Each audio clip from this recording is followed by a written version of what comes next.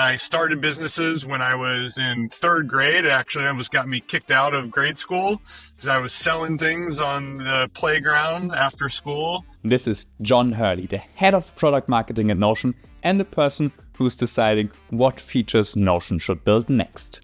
It's like a problem that people are not quite yet experiencing, but we could help people get ahead of. Hurley is in the innermost circle at Notion, and he shapes the product that we all love and use daily. Our intention is never to take anything away from the tool makers who are there to explore and create. Which makes him the perfect guest to answer some of our most pressing questions around Notion and figure out where Notion is heading in the near future.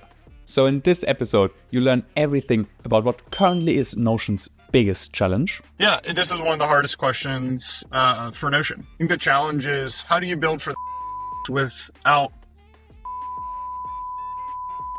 non-work user who's using it for their personal setup? The key to using Notion successfully.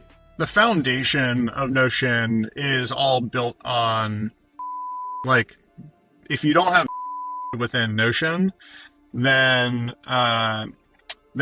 it can only be so useful. What the upcoming roadmap at Notion looks like. And you're definitely going to see over, the next few months is a little bit of like a refocusing on, I mentioned like earlier. And so, there's going to be things like the ability to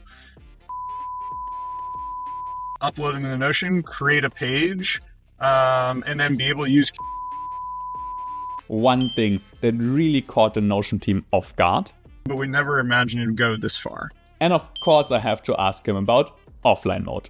But what about offline mode? All right. So can you maybe quickly tell us what is the 2-minute John Hurley live elevator pitch? Sure. Yeah. I should be pretty good at giving an elevator pitch, I guess, given my job. But I'm John Hurley. I lead product marketing here at Notion.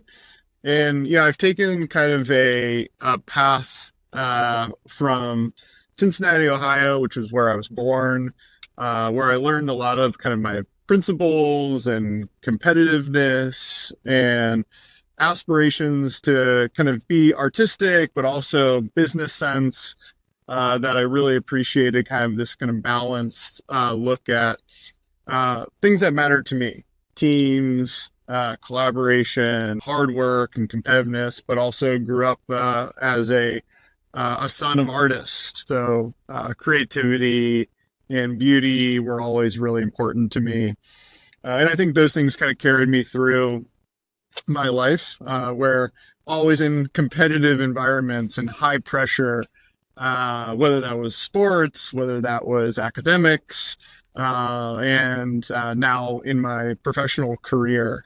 And so I always actually thought that I'd be a finance guy working on Wall Street, but I discovered that really entrepreneurship and startups and technology was really the best fit for me. I started businesses when I was in third grade. It actually almost got me kicked out of grade school because I was selling things on the playground after school, and started businesses through high school and college.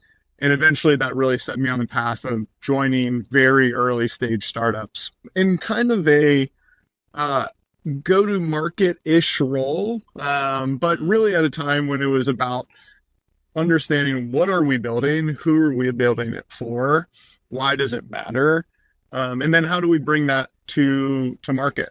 So I've always loved this intersection of working really closely with the customer, with the product teams, the actual builders, and then using some of, what I think are my more natural skills on storytelling and the business strategy to create that bridge into bringing products to market, and working with incredibly creative teams to tell those stories and build those things that make us ultimately successful in the market. So I've had that fortune of doing that at a few different startups, and now doing that at Notion. One other little plug is I have still reserved some time for that competitive spirit in my kind of fitness life. and also that creativity, and have done a little wine business on the side. And that's kind of my creative and competitive outlets that combine with that kind of business aspiration. That's super cool. I definitely want to talk about that wine business later. But first, like, do you still remember what you were selling on the playground in grade 3? I would be very interested in that business model. I do. It was, there were these books called Goosebumps. I don't know if they had Goosebumps. They were like kids' stories that were like scary stories, basically. And I was selling those and candy. They were called Warheads. They were these sour little candies. And so I got in trouble because kids were going home and they were eating candy, staying up all night, reading Goosebump books, and then having nightmares. So their parents would come back and say, "Who's selling the candy and these scary stories in my kids?" And well, it was me. I love that. That's a great business idea. Like, I know the Warheads, we had those as well, but like the Goosebumps, that's new. But that's a great entrepreneurial spirit already in grade 3. But yeah, so maybe like then back to the current entrepreneurial things. Like, why did you decide on joining Notion? Yeah, I mean, I think for probably some shared things and inspirations for you and many other people that are in the Notion community. One, I was a Notion user for many years and kind of experienced the value and kind of the magic of what this kind of modern, flexible way of working actually really looked like in comparison to the things that I had used before. I think about my career as kind of a tours of duty rather than like climbing the ladders. And I thought about like, what is my next tour of duty after the company that I was at before, which was Amplitude, which I had the pleasure of working there from about 50 million to 250 million and taking that company public. It was an incredible tour of duty. I learned so much. But I thought about like, what's that next tour of duty? And what are the things that I want to experience in that? And Notion matched up really nicely to those things. Has that consumer and B2B blend. It has the opportunity to grow to the levels of a company that I would like to experience. And one thing that I thought about a lot was that I wanted to kind of play or compete on the main stage. If you think about like a tennis tournament, there's the grandstands where everybody's packed in to see the top players. Maybe it's the longest standing, established players like a Djokovic, and then the up and comers like an Alcaraz. But that's the main stage. And I think Notion has that opportunity. It's playing on the main stage, productivity software, the largest software market in history, and competing with the established big players. And that's super exciting. Like, that's a challenge that really I can wake up every morning and be very excited about, is really competing on that main stage. Yeah, that's really cool. I can definitely understand that pull there. And so on that main stage, right, for Notion, you do product marketing. For someone like me who doesn't exactly know what that means, how would you explain that at family dinner when someone asks you? Yeah, it's a great question, and it's really a unique position, and that's what's so exciting about the position. You get to do so many different things. But the way I describe Notion product marketing is that your role and responsibility is really to help the company understand what products to build, who to build them for, and then how to bring them to market. And so that can really look really closely to, working with a product team, an engineering team who are building the actual products and giving them an idea of like, what are the opportunities that we have in the portfolio of products that we're going to build based on our understanding of the market and competitors and customers. And then we're the bridge to taking those products, the things that we build, and launching them to the market, helping design the sales and marketing strategies, the messaging, the target audiences that we're going to focus on that will see the most value from those products and offerings. And so that's kind of the core responsibility of product marketing. And again, the day-to-day can look really, really different. You can be thinking way upstream of what could we build before we ever write a line of code, and sitting with, the executive team or a product manager and engineer, or you could be like writing copy for, the next what's new email or the headline for an ad that's going to promote, the big message for the company or for that product. So, and lots of steps in between. So it's an exciting job. I can imagine. But with a day that's so diverse, right? If you have to kind of wear so many hats and like shift perspectives so much, how do you personally try to stay productive, right? Like, do you have a specific daily routine? Anything in particular to keep you up and running and motivated? Yeah, personally, I'm a big believer in owning my AM. My mornings are sacred. You have to share less energy with the world, and so that's a time where I get to reflect and plan, as well as accomplish some of the more complex tasks that require a lot of focus. But outside of that, there's some pretty traditional things that I tend to do. Whether that's thinking about goals for the entire year, both personally as well as for my team, that line up to company objectives and things that we're thinking about.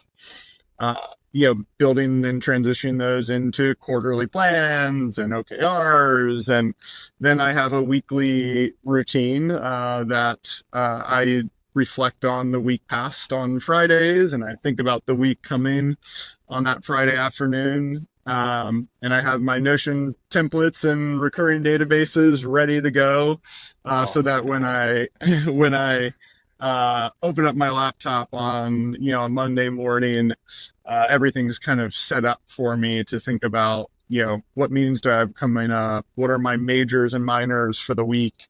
I actually do like 2-week sprints for me personally, and that's how we do it with my team. And then there's other just like small exercises. I do something called focus cards each quarter. And we do this with the whole team. It's both a way to align with your manager and peers on where you're spending your time, but really it's best as a tool for yourself. And it's simple exercise of you have 100 percentage points, or you could say $100, and where are you going to place those 100 percentage points over a few different work streams, and know that you've only got 100%. And that list shouldn't be more than 5 or 6 things long. How are you going to allocate your time? So those are just a few tactics, both longer term planning, but also, the day to day. Oh, that's really cool. I love that focus exercise with the different skill points. We'll also talk about like your Notion setup hopefully later a little bit, but just because you mentioned it, where would you say do you fall on a line between like more like simple Notion setups, where it's like the most minimal thing that like gets the job done, versus like the other end, the more like over engineered, like hundreds of roll-ups, like automated journaling, calculating your daily activity score? Where would you say your setup fits in? Yeah, I would say I fall squarely in the middle. There are times when I see some of the things that people build in Notion, and I didn't even know that was possible. And it's incredible to see kind of those creations and extreme optimization. And I think for some people, that's the right approach. They have the capacity to build that, and it helps them really run their life. It becomes like an operating system for their entire life. I think I still fall in kind of the like second brain category of people. Like most of everything, both personally and work, like it's in Notion.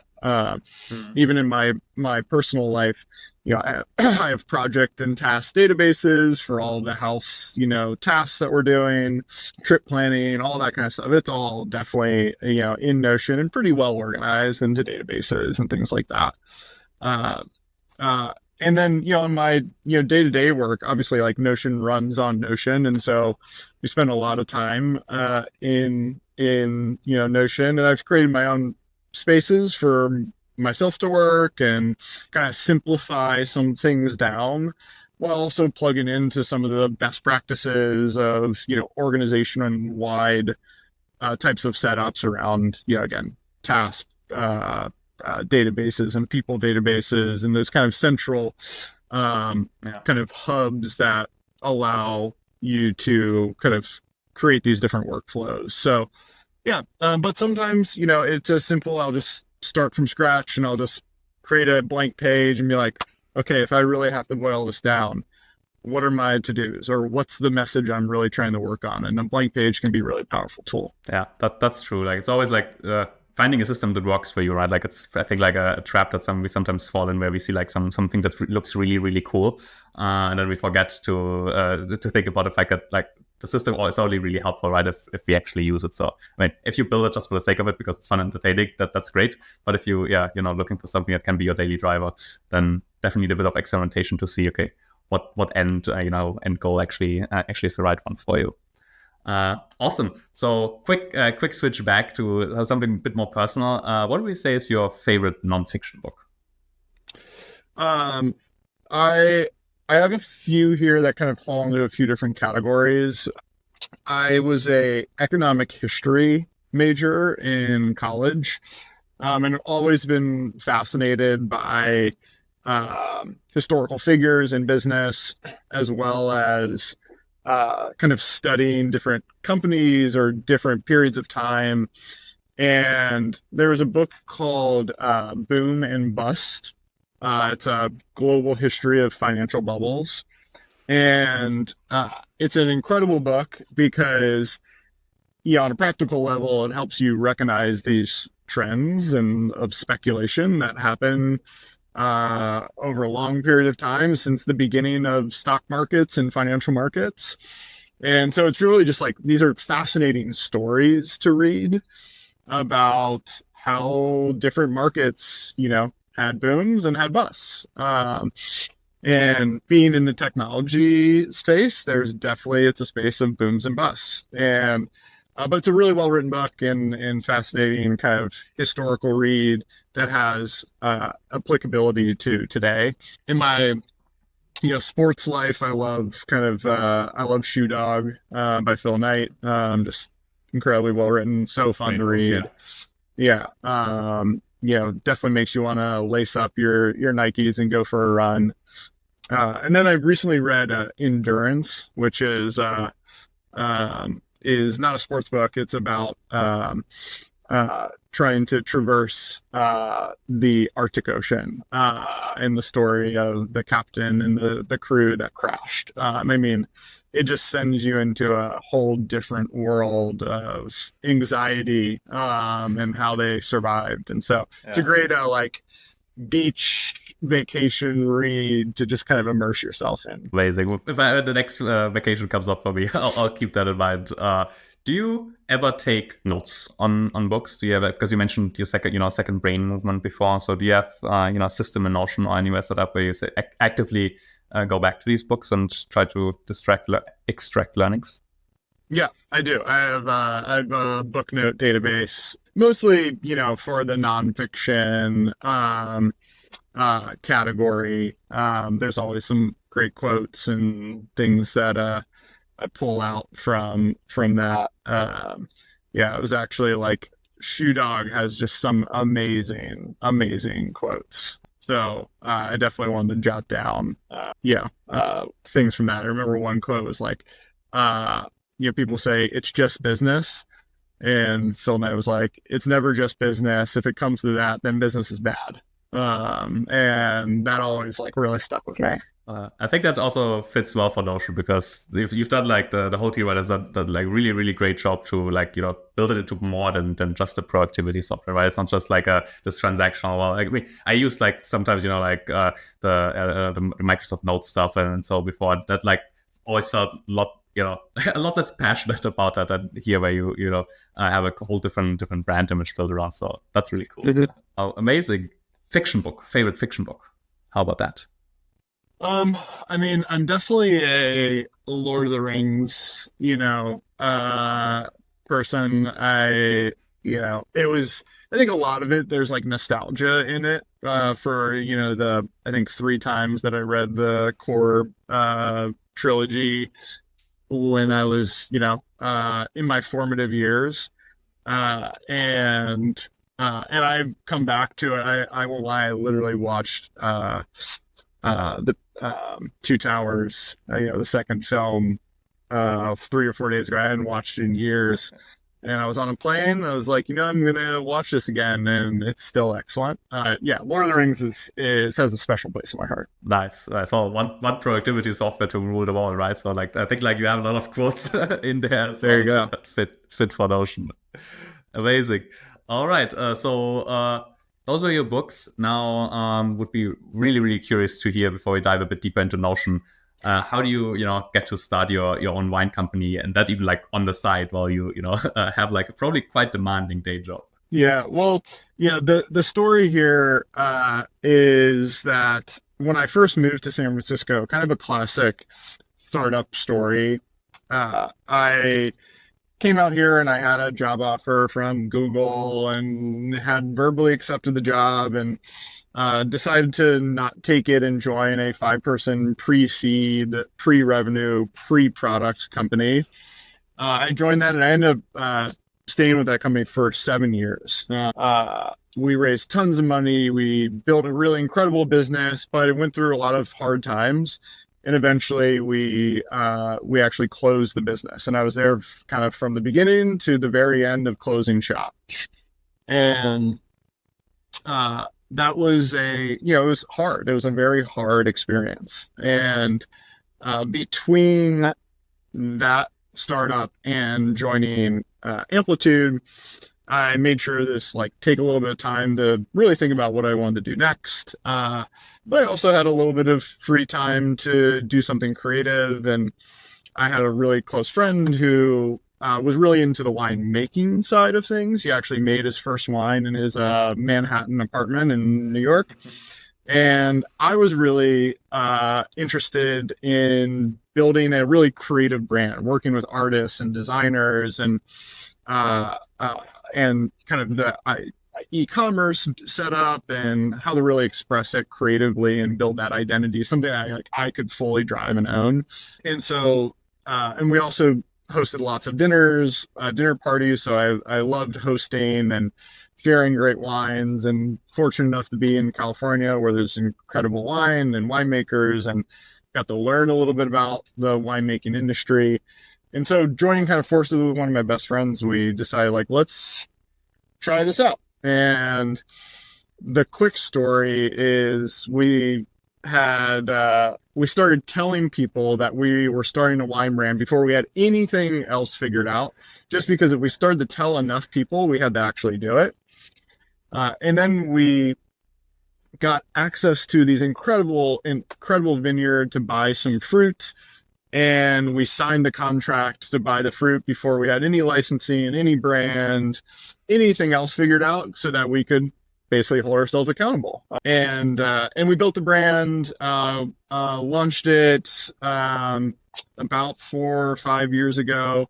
It's still very, very small. It's more of a passion project, than anything, but it's been really rewarding and a great outlet, for me to get outside and work with farmers and work with designers and work with artists, and really kind of keep my creative muscle, fine-tuned. So fun project, with a great friend. That's really really cool. I'll put like a link to the place in the description of the video, so if anyone wants to check out some great Californian wine, which looks very very beautiful. Right? I checked out the art before. It was like usually when I pick wine, it's like mostly about like, does this look pretty, right, or does it fulfill the base level of what a good wine should cost? And that would definitely fit the bill of like, looks very, very pretty. Would pass the test.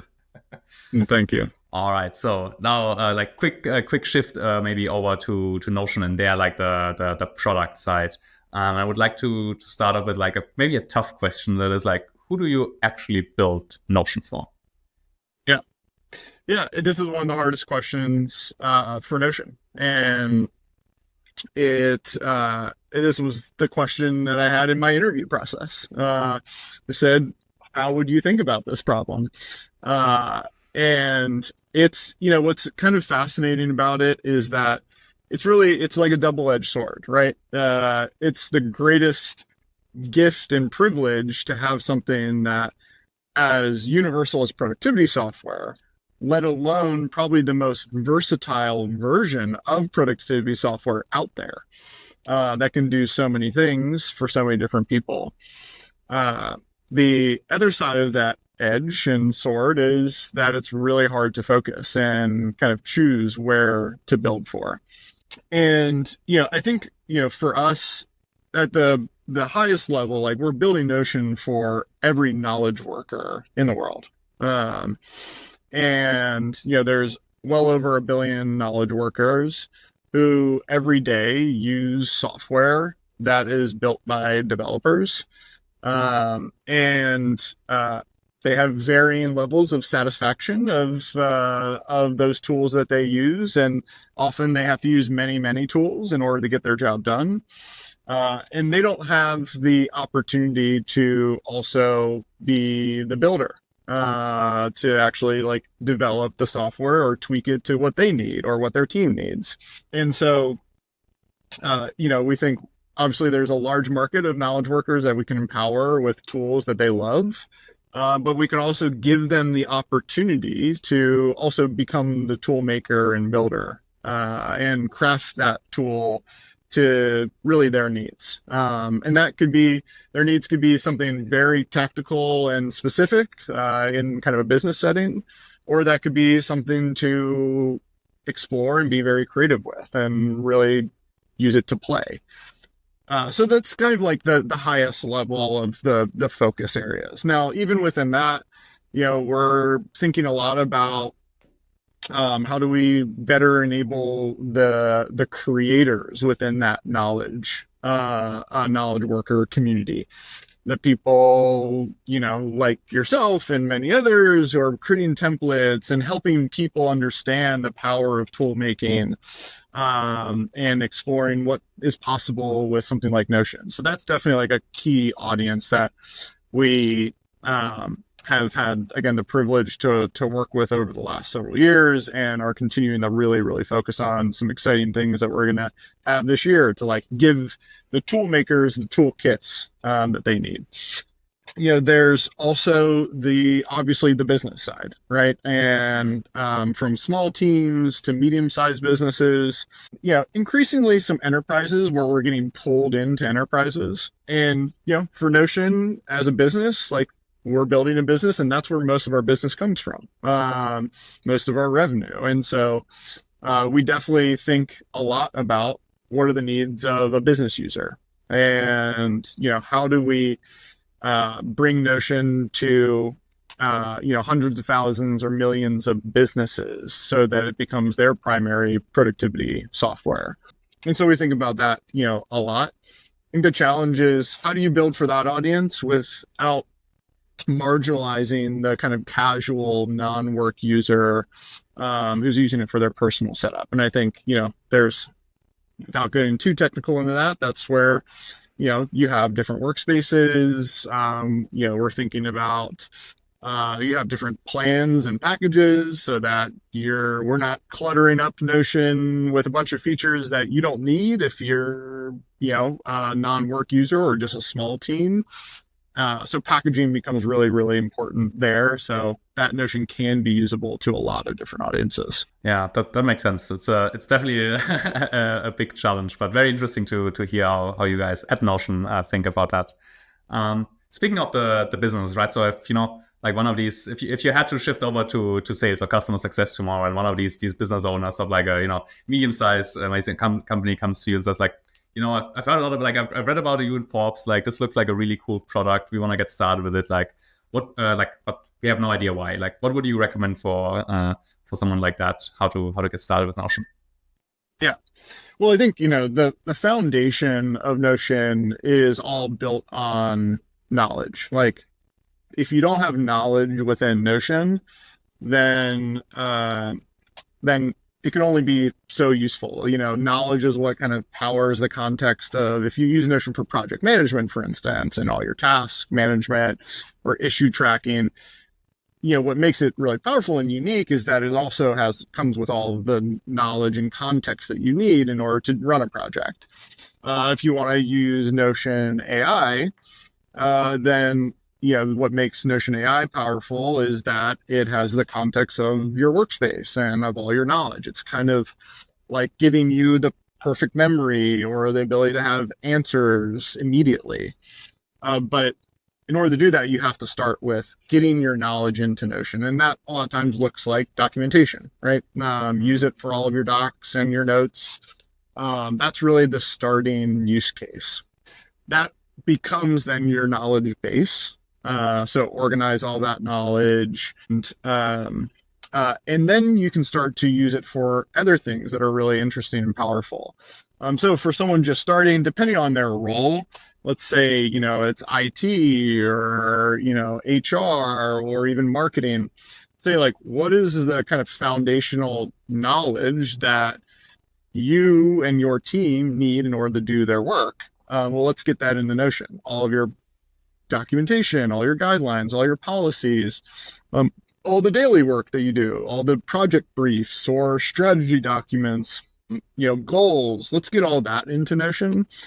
And then what becomes, again, really powerful is the combination of that with AI, because now a new person joins the team and they have a question about what font size do we use on our web headers, or something bigger like what's our company strategy and what are the current projects that we're focused on to accomplish our goals. With AI, you can get those answers right away. And that's kind of a game changer for people. So it can help with things like new hire onboarding, IT troubleshooting, becomes that like internal knowledge agent or chatbot for people. And I think that's really, really powerful. And it's like a clear value, less time searching for information, less employees that don't have the context they need to do their job, less time distracting their colleagues, asking them questions that distract them from just doing other work and creating new knowledge and exploring ideas. So I think that's a really powerful place to start. Yeah, that's really cool. I agree. Like, it's pretty insane to see like how much you can, cut down on this, like just like wasted work hours, right? Like no one goes to work and thinks like, well, today I'm gonna spend like 2 hours looking for that document and like just digging through like an antique folder structure that we have to somehow replicate, like, our furniture from 50 years ago. It's really, really cool to see like Notion pushing the frontier there. And I mean, speaking of AI, right? Like, you were just like featured on Forbes, which is like huge. Congratulations on that. And like the headline was like the AI everything app. What does that mean to you? Yeah, I think you think about like Notion before AI, and think about one of the big challenges that Notion helps solve for, especially for businesses, but also this is applicable to consumers, is that there were a lot of challenges that kind of came from SaaS sprawl or tool fragmentation, right? Where you're using 4 or 5, sometimes 10 different apps to accomplish, your daily work. Those things don't talk to each other, or even if they do, just like one of our sales reps talks about, like the tax that every user has in their productivity when they have to learn the interfaces of 5 or 6 different apps, that all have some similar version of, a table. How does a table work in this tool versus that tool versus this tool versus that tool? What are the keyboard shortcuts for this one versus that one versus this one versus that one? That can take up a lot of your energy and time, just trying to memorize all that stuff. And, the original kind of value of Notion as this connected workspace was to consolidate a lot of those fragmented tools and workflows, bring all of your knowledge into one place. I think we're starting to see something similar. It's like a problem that people are not quite yet experiencing, but we could help people get ahead of. which is something similar is happening with AI, right? Every day there's dozens of different AI tools that are launching. Some of them help you search. Some of them help you chat and learn about information. Some of them help you write or edit. And, we think that pretty soon there's going to be a very similar problem with individual users, with companies where they have 10 different AI apps doing 10 different things, and many of them aren't personalized to understanding your knowledge and your work. And so, our goal is to, bring a lot of those core AI use cases into Notion, so that we solve that AI tool fragmentation problem before it really begins, and have it be personalized based off of your knowledge, everything that's within your Notion workspace. And so that's the aspiration and kind of where we believe that this is heading. It is certainly a horse race, and such a dynamic and exciting place to be in, because AI, almost more than any other market in recent memory, is changing so fast. Yeah, that's true. Like the speed of adoption is pretty insane to see. But I love the innovation. Like in particular, I think like Q&A and Notion, that's like such a game changer. And like if you haven't felt it, right, if you don't have your knowledge in Notion yet and have never done that, it's like really hard to describe that feeling of like, I don't have to search for stuff anymore. It's really just at my fingertips. And I remember, we were in Berlin. It felt like, and it was just a few months ago, talking about Q&A, right before it launched. And here we are, a few months later, we've had, millions of people use this, and now we're ready for the next thing, right? So it just shows how fast it goes. Yeah. Speaking of the next thing, are there like any, upcoming feature releases of Notion that you can, share a little bit with us about? Yeah, I think, one thing that you've already probably started to see a little bit, and you're definitely going to see over, the next few months, is a little bit of like a refocusing on, I mentioned like knowledge earlier, the focus on kind of core knowledge of creating and finding and collaborating on content in Notion. That was kind of the original intent of Notion. It was a calm space to put your thoughts, right? To write, to organize your content and your ideas and be able to find it easily. And over the last, several years, we've built literally hundreds of features that have made Notion way more powerful, but a little bit at the expense of some complexity. And we're really kind of shifting back the focus over the next, several months to focus on make it really simple and easy to create and find content in Notion, kind of wherever you are. And so, there's going to be things like the ability to take a PDF, all your PDFs, upload into the Notion, create a page, and then be able to use Q&A to ask questions about it, or use, Notion to edit it, or AI to edit it and change it. That's just one kind of tactical example. But a lot of different, we're calling this like internally like a series of updates that all are surrounding the idea of better knowledge creation and search. And so that's definitely a really big focus. And then some of those are also applicable to AI. So how are we going to take the next step of the evolution of Notion AI that today helps you write on a page, and it helps you, autofill and create content within a database, and then it helps you answer questions. How do we bring like those three things all together in a much more like fluid, unified experience, and add some more kind of skills and capabilities to it? So should be pretty exciting. I'm definitely excited. But speaking of like knowledge and accessibility, I think one of the biggest memes in terms of Notion features has to be like the when offline mode question. And yeah, I would just love to hear what you think about the question. Like very open. I'm not going to ask you when offline mode is coming, but like what happens in your brain when someone asks you when offline mode? Yeah, I totally get it. And it has definitely become like a meme state of no matter what we do, no matter what we say, it's going to be the first response and tweet and comment. But what about offline mode? And I think there's some technical challenges to doing something like offline mode, and we obviously hear the feedback. But we hear lots and lots of feedback. We have to constantly prioritize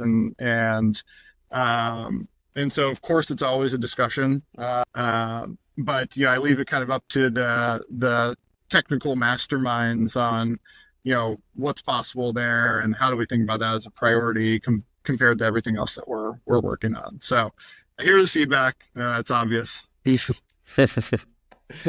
well, we'll take that. We'll take that. So speaking of these sort of things, do you have like, be interested whether you have like any, really counterintuitive decisions at Notion, except for not shipping offline mode, that like actually turned out to be a huge success? Yeah, I think this might not be too counterintuitive to some of the people that are really kind of into Notion, but we talk about computing pioneers a lot at Notion, and talk about Alan Kay, who was one of the computing pioneers that designed some of the first graphical interfaces. And he has this quote that I'll probably butcher the exact quote, but it goes something to the tune of, first build things that are useful, then teach users how that application is built, and then pull back the hood and allow them to explore and customize. And I think the thing with Notion is, we've tried to build things that are just useful and out of the box, things like templates and easy page creations, but we've definitely opened up the hood, right, and allowed people to do whatever they want. I don't think we would have ever imagined the things that people would do with databases. And, you go to the Notion template gallery today, and there's well over 10,000 templates of things that, again, we never imagined someone would be able to do or would spend their time doing with a Notion database. And that is the beauty of composable, flexible, modular building block kind of software, and of a community that's creative and enthusiastic and open. And so I think that turned out to be such a huge success, and really just a huge inspiration to allow people to, again, put on their toolmaker hat and design things for themselves, but also like find communities that also love the thing that they created. There's just so many stories that we hear about that kind of, I'm getting like the goosebumps right now just thinking about some of these things, right? So again, I don't know that it's counterintuitive per se, but we never imagined it would go this far.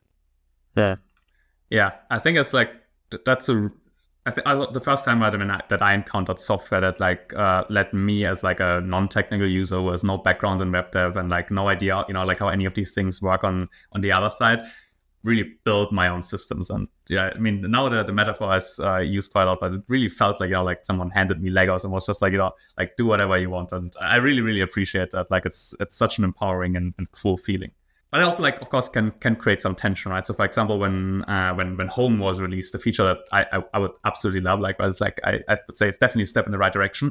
But the comments that were around that, they were very polarizing, right? Like a lot of people absolutely loved it, but others had very, very strong negative feelings about this, being like the end of Notion as we know it.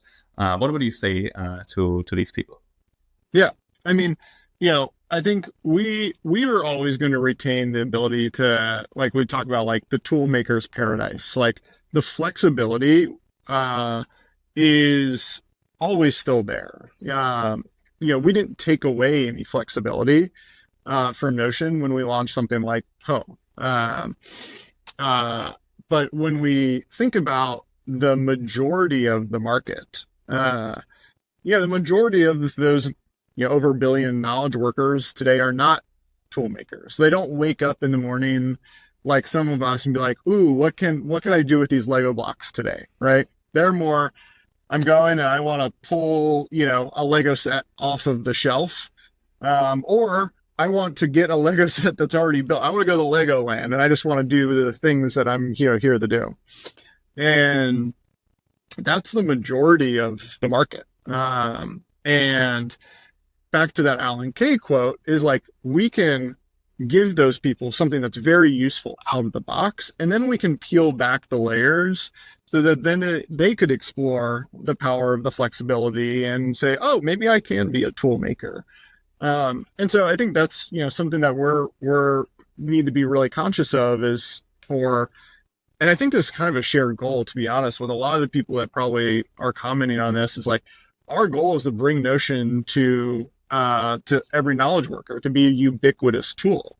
And if we do that, then that affords everyone within the Notion community lots and lots of different opportunities. In order to do that, we're going to have to package up some things that make it just really useful out of the box for more people. And then still retain that flexibility so that they can explore, or a tool maker could introduce them to a different way of thinking about how they could create a home dashboard or whatever it is that they're working on. So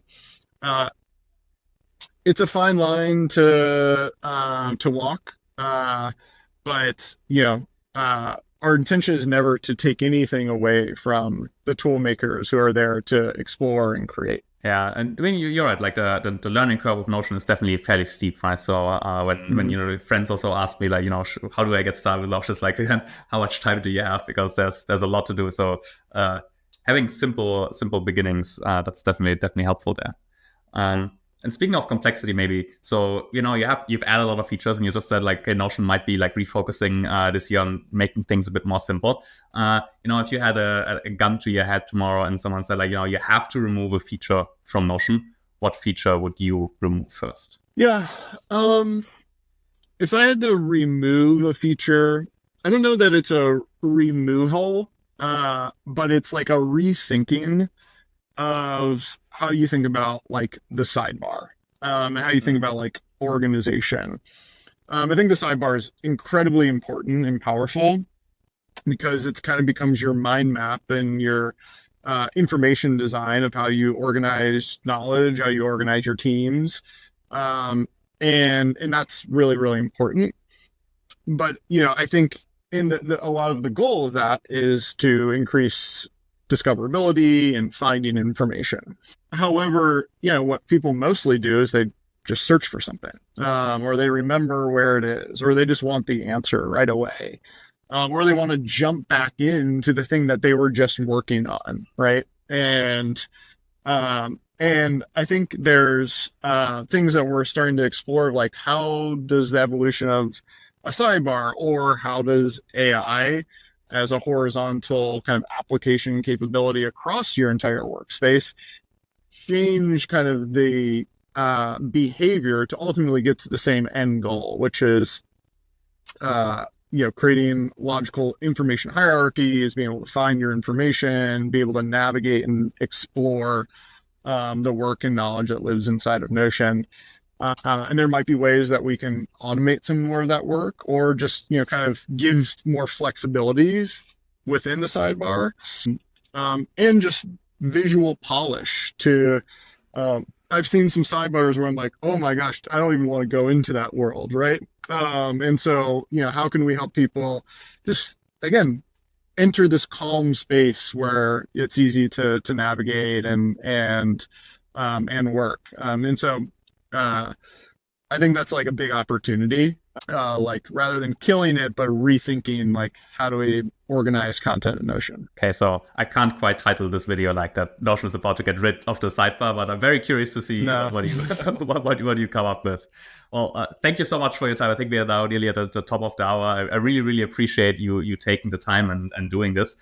Before we hop off, is there anything, any last words to all the Notion users and fans? Yeah, well, keep the feedback coming. We really do listen. And we also want to hear your stories. We're constantly inspired by what's happening. Our all hands meetings are pretty much always focused on what's happening in the world of users. Both what are they saying, what's their feedback, how are we thinking about that and our priorities and our roadmaps, or also sharing these incredible stories. The folks out there love to hear from you. The more that you share, the more we're inspired and to work our butts off to build an incredible tool for everybody. So keep that coming and let us know how we can support you. Amazing. Well, again, thank you so much. This was amazing. I had an absolute blast and hope to talk to you sometime soon again in the future. Thank you for everything. Really, really appreciate the time today and all the time that we've spent together and the time you've spent with our teams too.